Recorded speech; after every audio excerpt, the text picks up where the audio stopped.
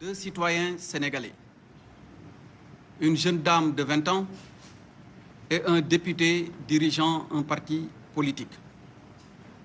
Dans le déroulement de la procédure judiciaire relative à un viol, la personne incriminée a manifesté d'une part son refus public et ostentatoire à répondre devant la justice.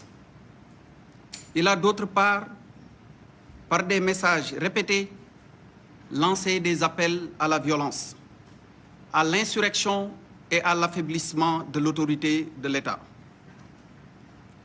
Ces actes de provocation sans précédent et sans commune mesure ont provoqué, avec le soutien de forces occultes identifiées, des manifestations violentes dans plusieurs quartiers de la capitale et dans d'autres localités du pays. Il convient de relever, de regretter et de condamner fermement les actes de nature terroriste, les voies de fait, les saccages, les pillages et dégradations de bâtiments publics et de biens privés, mais aussi des commerces appartenant à des personnes physiques et morales. Le gouvernement regrette la perte de 4 vies humaines et présente ses sincères condoléances aux familles éplorées. Je rappelle que nous sommes en état de catastrophe sanitaire avec un couvre-feu toujours en vigueur et des restrictions sur les rassemblements et déplacements conformément au décret portant renouvellement de l'état de catastrophe sanitaire dans les régions de Dakar et de Thiès.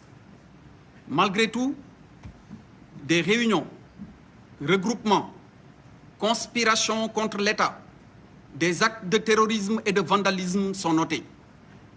Ils relèvent de toute évidence du grand banditisme et de l'insurrection organisée. Ils constituent une violation manifeste de l'état de catastrophe sanitaire. Ils représentent des troubles inacceptables à l'ordre public. Face à cette situation particulière, le gouvernement tient à rappeler son attachement au respect strict des principes de l'état de droit, de l'intégrité physique des personnes et de la protection de leurs biens. Toutes les personnes auteurs d'actes criminels seront recherchées, arrêtées, poursuivies et traduites devant la justice. Dans ces circonstances, le gouvernement appelle les populations et toutes les forces vives de la nation au calme, à la sérénité et à l'apaisement. L'État mettra tous les moyens, et est en train d'ailleurs de le faire, nécessaires en œuvre afin d'assurer le maintien et la restauration de l'ordre public, la protection des personnes et des biens et la préservation des institutions. Avec l'intensification de la campagne nationale de vaccination, nous nous mettons dans la perspective, et c'est une annonce que je vous fais, de la perspective donc de l'allègement du couvre-feu sanitaire.